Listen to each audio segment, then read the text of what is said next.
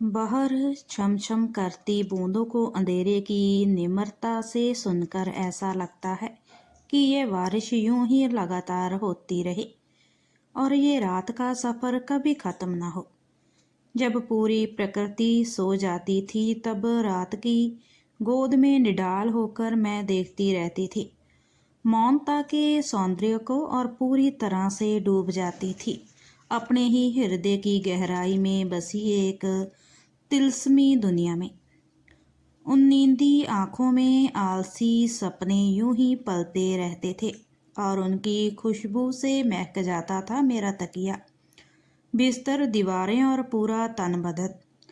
खिड़की से झांकते हुए जब बारिश की बूंदों को छूती थी तो एक नमी सी दौड़ जाती थी मेरे लहू में और संतनों को छूकर पहुंच जाती थी पलकों को भिगोने। अपने अकेलेपन पर थोड़ा गुस्सा भी आता था और थोड़ा सा विरक्त भी हो जाती थी, पर आज इस अकेलेपन का नरम एहसास भर जाता है। आगोश आगोश में कई स्मृतियां जो अतीत की सेज पर थपकियां दे कर सुला देती हैं मेरी रूह को। जीवन जब प्रेम के कोमल पत्तों पर पलता है तो कितना निखर जाता है उसके हरेपन से। जीवन जब कुआरी किरणों को छूता है कितना चमकने लगता है। जब सूखी मिट्टी पर बारिश की पहली बूंद गिरती है तो उस महक से महक उठता है क्षण भर के लिए जीवन। हाँ, ऐसे ही निखार मिलता था मुझे मृणाल से। हाँ, वो कुआरी किरण सी आस थी मिसाल। पहली बारिश से गीली मिट्टी की सौंधी महक थे मिसाल। यहीं इसी धारा के इस हिस्से में वह थे और दूसरे हिस्से में मैं। बड़ा ही विचित्र था उम्र की अर्धनिशा में हम दोनों का मिलन। पता ही नहीं था कि चरम पड़ाव की ओर बढ़ रहा है दोनों का जीवन। सामाजिक प्रतिष्ठा सी सो अलग, कुछ नियमों और श्रृंखलाओं में बंधा रहने के बावजूद कैसे संभव हुआ ये सब। अनजाने में ही एक नया सा रिश्ता जन्म ले चुका था दो अजनबियों के हृदय गर्भ में। पहले तो हम खुद पर विश्वास नहीं कर पाई क्योंकि मैं खुद के और समाज के बनाए इस नए नियमों को और संस्कारों की श्रृंखलाओं में जकड़ी हुई थी। मेरी छत पर एक कौवा भी बैठने से पहले इजाज़त लेता था कभी। नई सुबह की नई धूप आने से पहले मेरे आंगन में पूछती थी मेरे घर की दहलीज। चांद की परछाई तक मुझे छू नहीं सकती थी बिना इजाज़त के।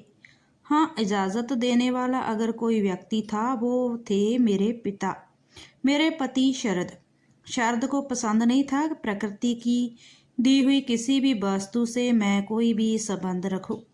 यहाँ तक कि हंसना रोना सब कुछ उसके हिसाब से होता था, पर मेरी सोच पर उनका कोई अधिकार नहीं था। मैं उनसे छुपकर अपनी सोच को कविताओं में आकार दे देती थी और कैद कर लेती थी एक डायरी में जो मेरे कपड़ों की तह के नीचे एक कोने में छुपी रहती थी।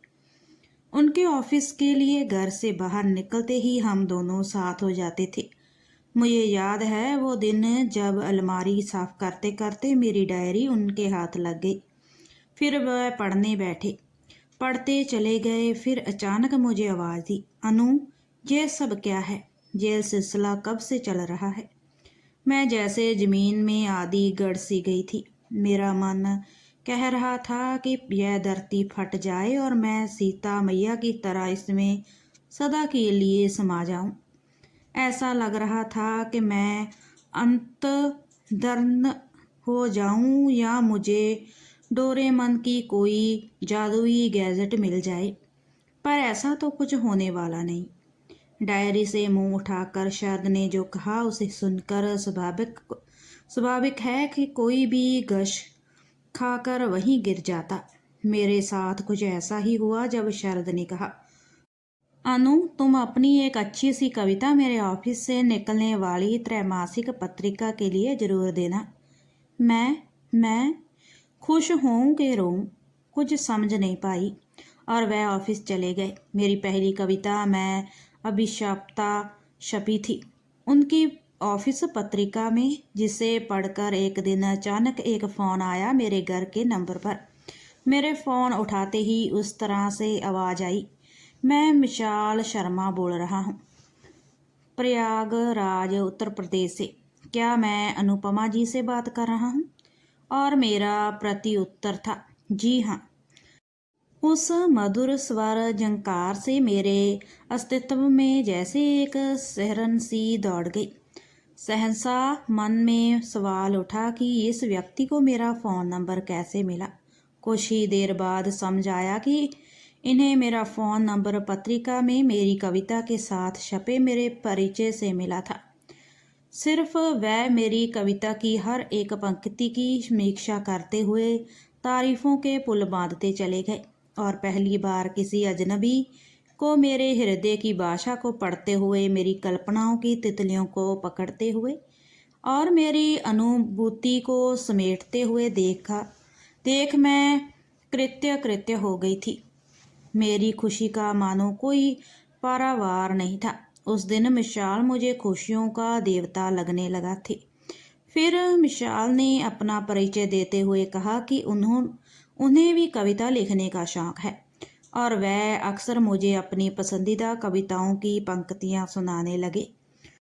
हम दोनों को बातचीत करते हुए कितना अरसा बीत गया पता ही नहीं चला। मुझे महसूस हो रहा था कि जैसे आज सदियों के बाद खुद की आवाज़ सुन रही हूँ अपने दिल की धड़कन, जो पहले भयभीत थी पर आज गुनगुना रही है। अचानक उनकी बातों ने मुझे एक ऐसे मोड़ पर लाकर खड़ा कर दिया, यहाँ से राह अलग दिशा लेती है।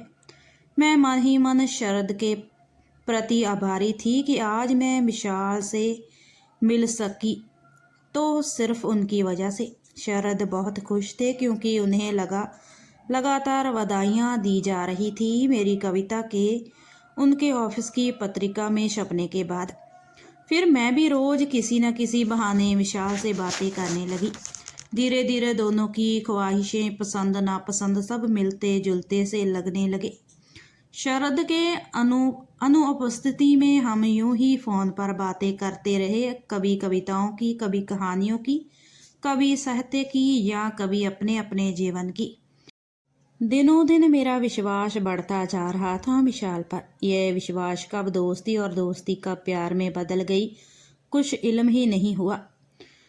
एक दिन विशाल ने मुझे अचानक प्रिया नाम से संबोधित किया और कहा, तुम्हारी रूह अब मेरी प्रिया है, क्या स्वीकार है तुम्हें? मैंने बहुत ही भाव विरोध होकर कहा, हाँ कहकर अपनी स्वीकृति दे दी।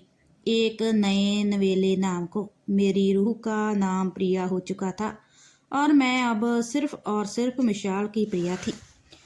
कब अनुपमा से प्रिया बन चुकी थी, कब प्रेम की दरिया में लीन होकर मेरी आत्मा विशाल की अभिसारिका बन चुकी थी, कब दर्पण में मैं प्रिया को देखती थी, पता ही नहीं चला। अनुपमा अब अपनी प्रिया नाम की नई पहचान और नई सोच में उतर चुकी थी, कई कामनाओं को लेकर।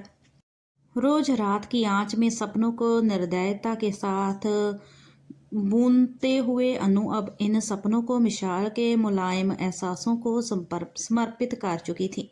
मेरी खिड़की से खिलखिलाती नरम धूप आ जाती थी मुझसे मिलने, बात करने और कभी मेरी कल्पनाओं को सीने से लगाने। झिलमिलाते सपनों से आंखें चमक उठती थी और रोशन कर देती थी मेरी रातों को। कभी कभी गुदगुदाने लगती थी मीठी यादों की उंगलियां। मैं खो जाती थी, फिर सुकून से सो जाती थी, सुबह के मीठे इंतज़ार को साथ लिए।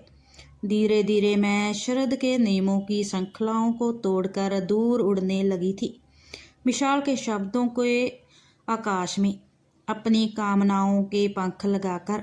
पता नहीं कब आंखें भीग जाती थी, कब सहम सी जाती थी, कब विशाल की बाहों में सिमटने का एहसास मुझे जकड़ने लगता था, कुछ पता ही नहीं चला।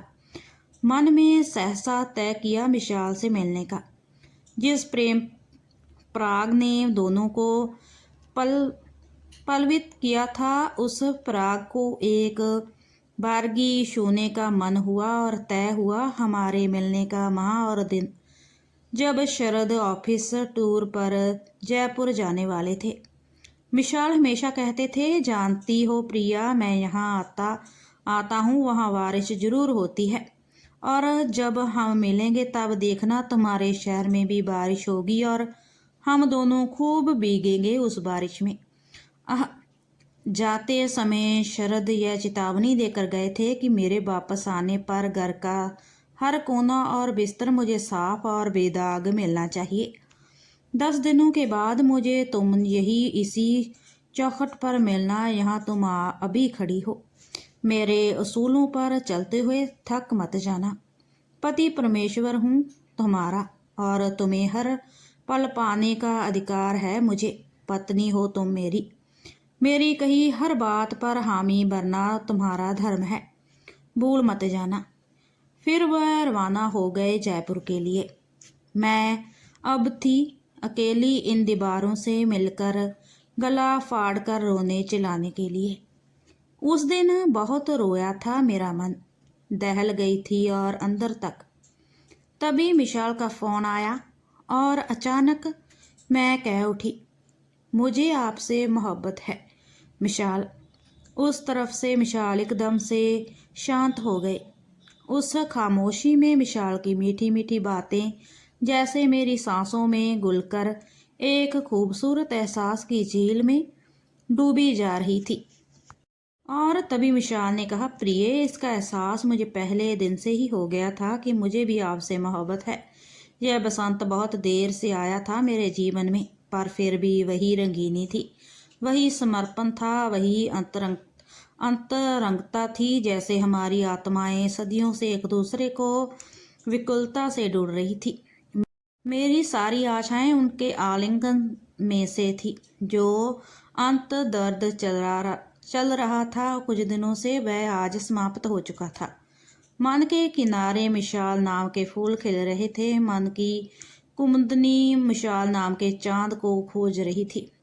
मन वाटिका मिशाल नाम से गूंज रही थी और मिशाल को जैसे एक नई उम्र मिल गई थी।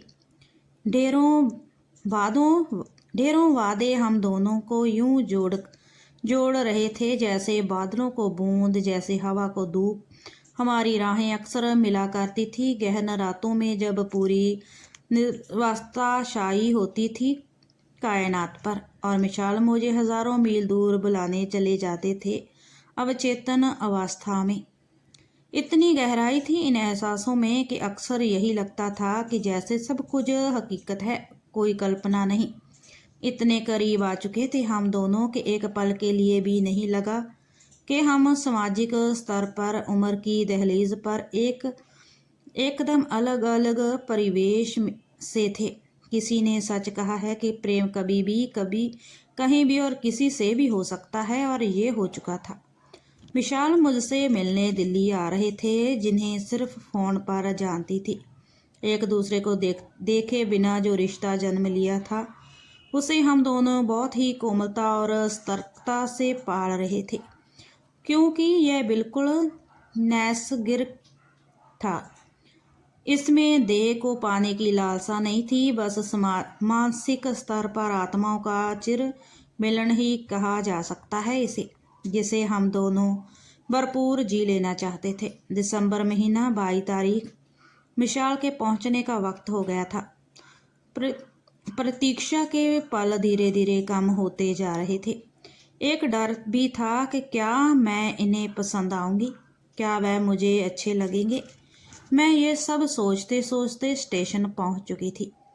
12 किलोमीटर की दूरी पर घर से स्टेशन तक कब खत्म हो गई पता ही नहीं चला। एक दूसरे को पहचानने का कोई चिन्ह नहीं रखा था हम दोनों ने। आत्मा से पहचानते थे हम दोनों एक दूसरे को। स्टेशन पहुंचते ही मेरे सामने एक ऐसा व्यक्तित्व साक्षात खड़ा था जिसके बारे में मैं स्वप्न में भी सोच नहीं सकती थी। अचानक प्लेटफॉर्म पर उन्होंने मुझे देखते ही पूछा, आप प्रिया ही है ना? और मैं हाँ कहते हुए शर्मा गई थी। वह मेरे शहर में नए थे, तो मैंने उन्हें अपने घर ले आना तय किया और टैक्सी में बैठ गए हम दोनों। एक कोने में वह, एक दूसरे कोने में मैं। टैक्सी में खामोशी छाई हुई थी। मैं कांच के बाहर देखकर यह सोच रही थी कि विशाल कितने सरल और साधारण लगते हैं। एक स्वच्छ निर्मल हृदय जैसे मेरे बहुत करीब धड़क रहा था। उन्होंने मेरी तरफ देखकर बड़ी ही शालीनता से मुस्कुराकर कहा, क्या यूं ही दूर बैठना है? मैं सहर उठी मन ही मन। एक बिजली सी दौड़ गई मेरे तन बदन में और मैंने सिर झुका लिया। कुछ ही देर में घर पहुंच गए हम दोनों। घंटों यूं ही बैठे ढेर सारी बातें करते हुए मुझे जीवन बड़ा नया नया सा लग रहा था, जैसे सारे सितारे मिलकर मेरे घर को रोशन कर रहे हों, जैसे सारी ऋतुएं मिलकर फूल बरसा रही हों, जैसे मंदिर की घंटियां एक साथ बाज उठी हों, या जैसे कड़क ठंड में कुनकुनी सी धूप। अचानक विशाल ने कहा, प्रिय, आपको देखकर मैं स्वयं के आत्मिक प्रेम से मिल लिया। क्या आप भी ऐसा ही महसूस कर रही हैं? मैंने धीरे से सहमति में सिर हिला दिया। इस खामोशी में मेरी आंखें आंसुओं से भीगती जा रही थी। मेरे अकेलेपन के इस महाद्वीप पर विशाल कदम रख चुके थे। आज यहाँ भीड़ है, कोलाहल है। लग रहा था ये पल, ये आसमां, ये धरती यहीं इसी वक्त रुक जाए और मैं समा जाऊं उस रूह में जो ना जाने कितने जन्मों की प्रतीक्षा के बाद मिली है। मेरा शरीर निढाल हो चुका था और मेरी रूह ना जाने कब से विशाल की रूह में आगोश में थी। ना जाने कितनी उम्र जी लिए हम दोनों इस पल। ना जाने हमारी रूहें क्या क्या शपथ ले चुकी थी। ना जाने कब हम दोनों यूं ही खामोशी की राह पर सुकून से चलते रहे। चेतन जगत में लौटते हुए वह तकलीफ महसूस हुई, क्योंकि यह एहसास हो चुका था कि यह दो शरीर आज जमीन पर जिंदा हैं और भिन्न तो हैं, पर हमारी आत्माएं सांसारिक इच्छाओं से दूर कहीं शिक्षक के उस पार मिल रही हैं। जय मानव देह सामाजिक रिश्तों के बंधन में प्राण शेष रहने तक आबाद रहेगी, जब तक पंचभूतों में समाविष्ट है। पर प्रेम के जिस एहसास ने दो आत्माओं को उन्मुक्त कर दिया था, उनका कालांतर में मिलना अवश्यभावी है, यह दृढ़ विश्वास था हमें। बाहर घनाघोर बारिश हो रही थी, वो भी दिसंबर में। आज विशाल का जाने का वक्त हो चला था। कुछ ही शेष नहीं था। एक परिपूर्णता थी, एक शांत स्थिरता थी। मेरी शून्यता में विशाल का होना मुझे संपूर्ण होने की अनुभूति करा रहा था। इसी भावना के साथ दो शरीर अलग हो रहे थे। टैक्सी गेट के पास थी और मैं विशाल के शरीर से, उनकी रूह से अलग नहीं हो पा रही थी। जैसे सब कुछ आंखों के सामने डल रहा था, जैसे रात की बाहों में अंधेरा और अंधेरे की देह पर दो परछाइयां। मैं अपने हृदय को विदा कर रही थी, आंखों से आंखों का सैलाब लिए भीग रही थी उस बारिश में जो मेरे अंत को निचोड़कर क्रूरता से जुदाई के बादल सी बरस रही थी। मैं आंसुओं को रोक नहीं पा रही थी। बारी मन से मैं विशाल की कमीज के एक कोने को पकड़े हुए निशब्द हो चुकी थी। आज जीवन की ये कैसी घड़ी है? क्यों मैं इतना असहाय हूँ? क्यों आज मैं खुद को शून्य समझने लगी हूँ? क्यों? क्या चल रहा है? क्या मुझसे छूट रहा है? और विशाल लगातार मुझे प्यार से मेरे सिर पर हाथ फेरते हुए समझा रहे थे, सांत्वना देकर आश्वस्त कर रहे थे कि हम बहुत जल्द मिलेंगे। पर मैं कुछ भी समझने को जैसे तैयार नहीं हुई। कब जाकर टैक्सी में विशाल के साथ बैठ चुकी थी। रात फिर से गहरने लगी थी। टैक्सी की धीमी रोशनी में हम दोनों बैठे थे, इस बार एकदम करीब। जन्म जमांतर के कस्मे वादों ने इस तरह बांध लिया था कि हमारे मध्य कोई निवरता नहीं थी। और ड्राइवर की परवाह किए बिना मैं अधिकता विकुलता से कहती चली जा रही थी, विशाल, ले जाना मुझे, इस संसार के रिश्तों से दूर ले जाना मुझे अपने साथ। मैं इंतजार करूंगी। यह संगम देह का नहीं, आत्माओं का है विशाल। ले जाना मुझे, प्लीज़ ले जाना मुझे। हम दोनों की आंखें थम नहीं रही थी बरसते हुए। स्टेशन में उतरकर दो निर्बाब आंखों मुझे अपलक निहारते कहीं अंधेरे में गुम हो गई। 10 दिन के बाद शरद तो लौट आए, पर अनु नहीं मिली उन्हें। एक शरीर के साथ तो वह पहले से ही थे, और वह शरीर अब सिर्फ एक निर्जीव मांस पिंड भर रह गया था। वक्त गुजरते गुजरते हमारी उम्र को भी साथ ले गया था।